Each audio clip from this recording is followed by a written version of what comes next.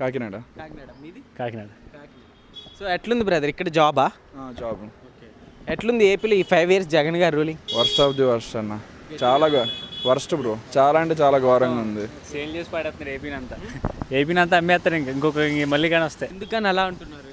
ఏముంది బ్రో, ఇప్పుడు ఉన్న ఇండస్ట్రీస్ అన్నీ అలాగే అమ్మి పడేసాడు. ఇంకా వచ్చే ఫ్యూచర్ జనరేషన్కి ఏమీ లేదు. ఇంకేమున్నాయి ఇక్కడ పెట్టుబడులు పెట్టడానికి? ఒక పెట్టుబడి అన్నది పెడితే ఫ్యూచర్కి బాగుంటుంది. స్కూల్ డెవలపింగ్ అన్నాడు, ఏముంది స్కూల్ డెవలపింగ్స్? అవన్నీ నిధులు ఎప్పుడు వచ్చేవే? గవర్నమెంట్ నుంచి వచ్చేవే. ఇంకేంటి అమ్మఒడి అంటాడు, అమ్మఒడి ఏంటవి? ఆల్రెడీ మన బ్రిటిష్ ప్రభుత్వం ఏసీ డబ్బులు అవి, దాన్ని ఇండైరెక్ట్గా ప్రజలకు ఇచ్చేటట్టు చేస్తున్నాడు. అది వాళ్ళు ఏం చేస్తున్నారు? వేస్ట్ ఆఫ్ మనీగా చేస్తున్నారు అవి. ఇంకేంటి చెప్పేది? వేస్ట్. జగన్ అయితే వేస్ట్ బ్రో. మళ్ళీ కనైతే అయిపోయింది. ఇంకా మరి ఈసారి ఎవరు రావాలనుకుంటున్నారు? ఈసారి రావాలంటే ఎవడొచ్చినా డెవలప్ చేయాలి బ్రో. మేబీ మ్యాక్సిమం అందరూ టీడీపీ అంటున్నారు. ఎందుకంటే ఇక్కడ హైదరాబాద్లో చూసిన జనరేషన్ బట్టి ఇప్పుడు 2024లో ఎంత డెవలప్మెంట్ అయిందో చూస్తున్నాం, హైదరాబాద్లో చూస్తున్నాం. ఒక విజన్ అన్నది మనోడి దగ్గర ఉంది. అదే ఏపీలో ఎప్పుడు అవుతుందో చూడాలి. అది బ్రదర్ అయితే మరి వచ్చిన 5-4 yearsకే డెవలప్మెంట్ అంటే చాలా కష్టం అని అంటున్నారుగా. అవును బ్రో, డెవలప్మెంట్ చేయడం కష్టమే. జనాలు మోసపోయారు కదా. ఒక ఇసుకలో కానీ దేంట్లో అన్నా కానీ లోన్లని ఏమని ఇంటి మనకి గృహాలు ఇచ్చినాయి కానీ అన్నట్లో మోసపోయినట్టే కదా. ఇవి వాళ్ళు అభివృద్ధి చెందలేదు తప్ప జనాలను అభివృద్ధి చేయడం కాదు. అది స్కీములు ఎడుతూ ఉంటారు, స్కాములు చేస్తూనే ఉంటారు. అంటే ఈ సంక్షేమ పథకాలు కావచ్చు, ఇప్పుడు చాలామంది పేదవారికి అమ్మఒడి ఈ పథకాలన్నీ చాలా యూస్ అని అంటున్నారు కదా. సో రాబోయే ఎలక్షన్స్లో ఈ అమ్మఒడి పథకాలు, ఈ పథకాలన్నీ మరి జగన్మోహన్ రెడ్డి గారిని గెలిపిస్తాయంటావా?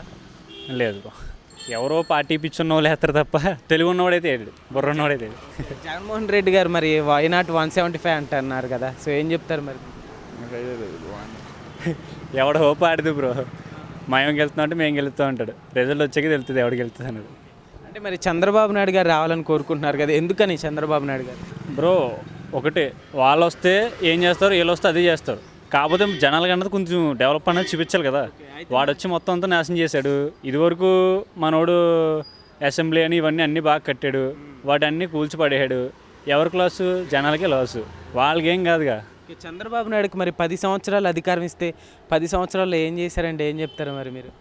అట్లా ప్రశ్నిస్తున్నారు కదా. అంటే చంద్రబాబు నాయుడు గారు అధికారులు ఉన్నప్పుడు కూడా డెవలప్మెంట్ జరగలేదు. అవును బ్రో, మీరు ఏమన్నారు ఫస్ట్లో?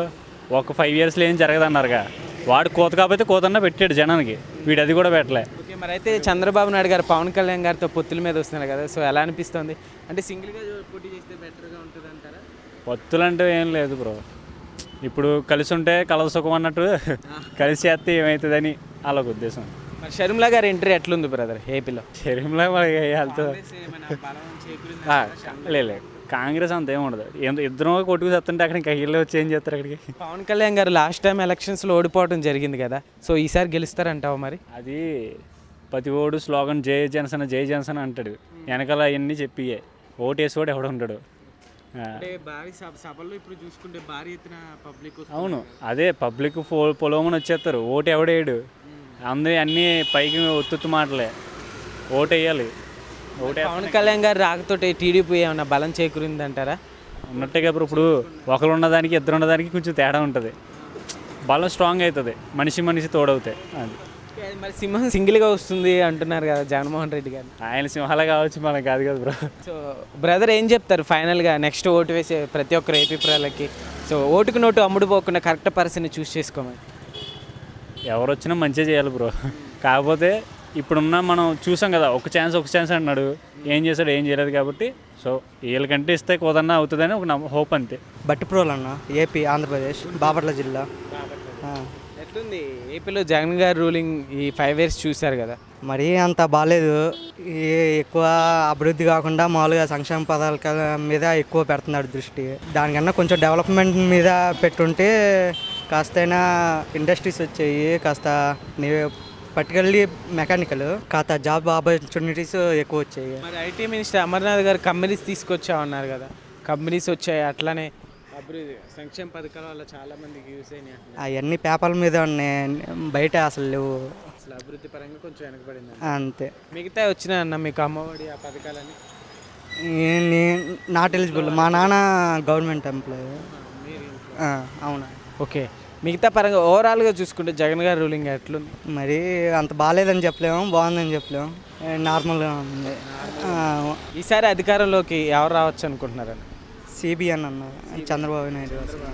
ఎందుకని? ఎందుకనంటే ఇప్పుడు ఆయన వచ్చిన 5 ఏళ్ళలోనే ఇప్పుడు రాష్ట్రం 2 విభాలుగా విడిపోయింది. అయినా కాస్త కొత్త చేశారు, ఇప్పుడు అవి కూడా లేవు. అందుకని మరి చంద్రబాబు నాయుడు గారు పొత్తుల మీద వస్తున్నారు కదా, ఎట్లా వచ్చినా గెలిస్తే మంచిదే కదన్న. చంద్రబాబు నాయుడు కాస్త అయినా డెవలప్మెంట్ ఉండేది, యూత్కి కాస్త ఎంకరేజ్మెంట్గా ఉండిద్ది. ఓకే, ఇప్పుడు మీ పక్కన ఇప్పుడు మంగళగిరి నారా లోకేష్ గారు లాస్ట్ టైం అక్కడ పోటీ చేశారు, ఈసారి కూడా పోటీ చేయబోతున్నారు కదా. సో లాస్ట్ టైం ఓడిపోవడం జరిగింది, ఈసారి ఏమైనా గెలుస్తారనుకుంటున్నారు? ఈసారి ఎట్లుంది రెస్పాన్స్? గెలిచే ఛాన్స్ చాలా ఎక్కువ ఉందన్న, మరీ తక్కువ అని చెప్పలేం.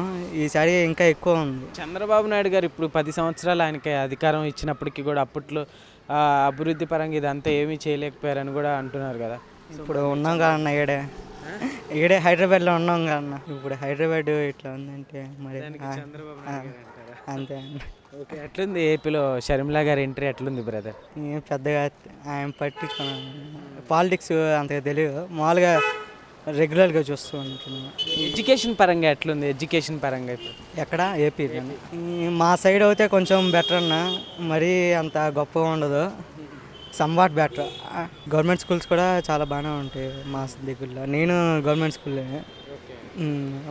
మా నాన్న గవర్నమెంట్ స్కూల్ అని నేను ఆడే చదివించారు చిన్నప్పటి నుంచి.